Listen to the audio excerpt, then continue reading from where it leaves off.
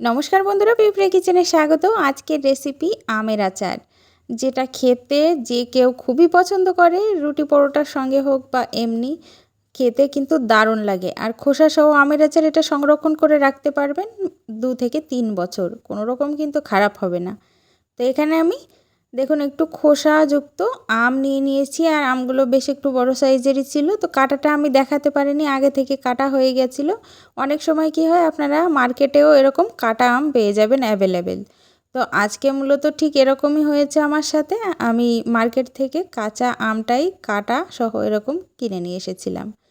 তো এতে হলুদ মাখিয়ে নিলাম খুব ভালো করে। আর মার্কেট থেকে এরকম কাটা আম কিনে নিয়ে আসলে অবশ্যই একটু ধুয়ে নেবেন, ধুয়ে ভালো করে জলটাকে মুছে নেবেন।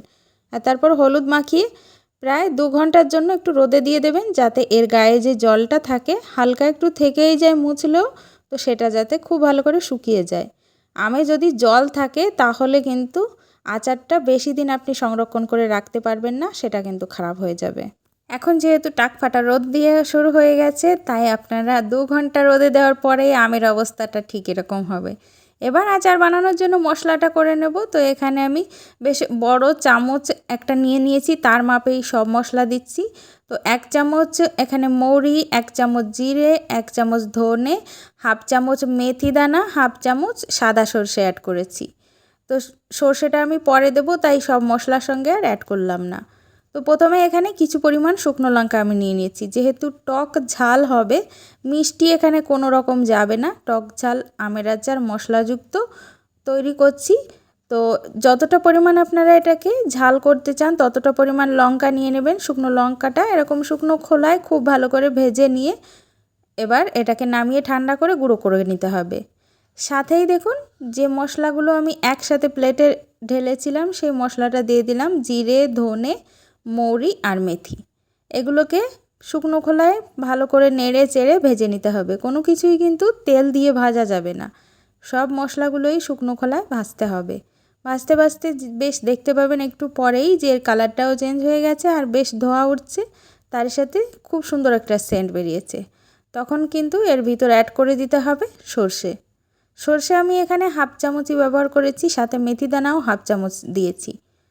বেশি পরিমাণ সর্ষে আর মেথি দানা দিলে আচারটা কিন্তু খেতে তেতো হয়ে যাবে, তাই অল্প পরিমাণই দিতে হবে। এবার সর্ষেটা প্রায় 20 থেকে 30 সেকেন্ড একটুখানি নাড়িয়ে চাড়িয়ে নিয়েছি। এবার মশলাটা নামিয়ে নেব। বেশি সময় ধরে সর্ষে দিয়ে ভাজা যাবে না, তাহলে কিন্তু তেতো ভাব চলে আসবে। এখন এটাকে নামিয়ে নেব, আর বেশ ঠান্ডা করে দানাযুক্ত মশলাটাকে পিষে নিতে হবে। একদম মিহি করে মশলাটা বেটে নেওয়া যাবে না। সেই একই প্যানের ভিতর আচারের তেল দেওয়ার জন্য সর্ষের তেল খুব ভালো করে গরম করে নিতে হবে। আচারের জন্য সব সময় সর্ষের তেল ব্যবহার করবেন, তাহলে আচারের টেস্টও যেমন ভালো হবে, স্বাদে গন্ধে অতুলনীয় হবে। তো আমি প্রায় এখানে হাফ লিটারের বেশি তেল, সর্ষের তেল গরম করে নিলাম, আর ধোয়াটা পর্যন্ত ওয়েট করতে হবে, তারপর এটাকে ঠান্ডা করে নিতে হবে।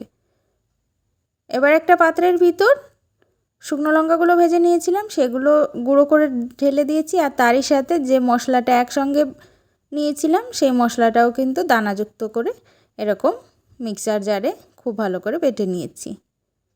আপনারা চাইলে শিলনোড়াও বেটে নিতে পারেন। এবার দুটো মশলাই একসাথে একটু মিক্স করে নিলাম। এখন এর ভিতর অ্যাড করছি স্বাদ মতো লবণ, পরিমাণ মতো হলুদ গুঁড়ো। আচারের লবণ একটু বেশিই যায় যেহেতু টক জিনিস। এবার দিয়ে দিয়েছি কাশ্মীরি লাল লঙ্কা, এতে করে আচারের কালারটা খুবই সুন্দর আসে। না থাকলেও কোনো ব্যাপার নেই, হলুদের পরিমাণটা একটু বাড়িয়ে দিলেই কিন্তু বেশ সুন্দর একটা কালার চলে আসে। সবগুলো মশলা খুব ভালো করে মিক্স করে নিয়েছি। এখন এর ভিতরে আগে থেকে হালকা শুকিয়ে রাখা আমগুলো অ্যাড করে দেব। মশলাটাকে বেশ ভালো করে আগে মিক্স করে নেবেন, যাতে সব মশলাই লবণ বা হলুদ একসঙ্গে ভালো করে মিক্স হয়। তাহলে কিন্তু আচারের সঙ্গে যখন মিক্স করবেন তখন বেশ পারফেক্টভাবে আচারটা তৈরি করা যাবে। এবার ঠান্ডা করে নেওয়া তেলটা দিয়ে দিলাম। তেলটা আমি বেশি ঠান্ডাও করিনি যে একদম ঠান্ডা হয়ে গেছে সেটাও নয়, হালকা আঙুল দেওয়া যাচ্ছে ঠিক সেরকম অবস্থায় তেলটাকে ঠান্ডা করে এবার অ্যাড করে দিলাম। আচারের সঙ্গে তেলের সঙ্গে খুব ভালো করে মশলাটাকে মিক্স করে নেব।